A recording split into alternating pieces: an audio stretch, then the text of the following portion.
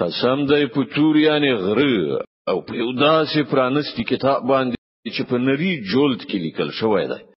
او په ودان کور باندې او په لوړ چت باندې او په څپان د سمندر باندې چې ستاسو پروردگار عذاب مرو واقع کیدونکی دی چې د هغه څوک د فکونکي نشته هغه په هغه ورځ واقع شي چې اسمان په اوریدو خوځي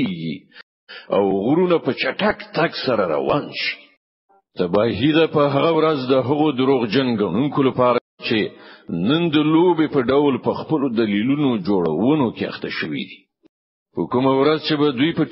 ټیلو د دوزخ د اور خواته بوتلی شي په هغه وخت کې به دوی ته وویل شي چې دا هغه اور دی چې تاسو ورته د دروغو نسبت کوئ په هغه اوس وخی دا کوډی دی او کتاسي بینای له لاسه ورکړی دی زی اوس په دې دوزخ کې دننه وسوځي کتاسي صبر وکړي او کوي ونکړي تاسو لپاره یو شانت ده تاسو ته همغه څه جزا درکول کیږي لکه چې تاسو عمل کوئ پرهیزګاران به هلته په باغونو او نعمتونو کې وي له هغو شیانو څخه به د خوندونو اخیستون کې وي چې د هغو پروردګار هغو ته ورکړي او د هغو پروردگار به هغوی د دوزخ له عذاب وشخوري هغه ته به ویل شي خوري او څخي په خوان سره د خپل هغو عملونو په بدل کې چې تاسو په دنیا کې کول هغوی به مخامخ په غړېدلو تختونو باندې تکیه لګولې ناست وي او موږ به خایسته سترګې لرونکي هوري هغوی ته واده کړو کوم کسانو چې ایمان راوړای دی او د هغو اولادونه هم د ایمان په کومه درجه کې د هغوی په نقش قدم روان شوي دي د هغه اولادونه به هم مونږ په جنت کې له هغو سره یو ځای کړو او د هغو په عملونو کې به هغوی ته څه خساره ونه رسو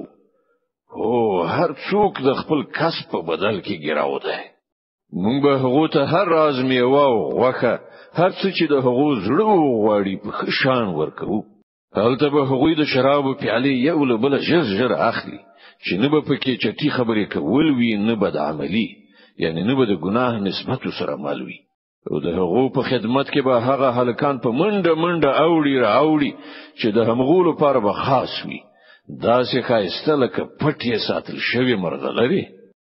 دوی به په خپل منځو کې او له بل په دنیا کې د تیر شو حالاتو په حق له پوښتنې کوي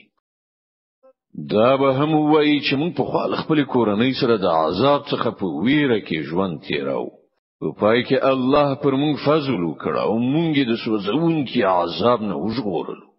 موږ په مخکنی ژوندانه کې له همغه نه دعاوې غوښتلې هغه پر اختیار سره ډیر لوی احسان کوونکی او مهربان دی نو ای پیغمبره تور ته نصیحت کوه د خپل پروردگار په فضل سره خو نه تکاهین نه لیونای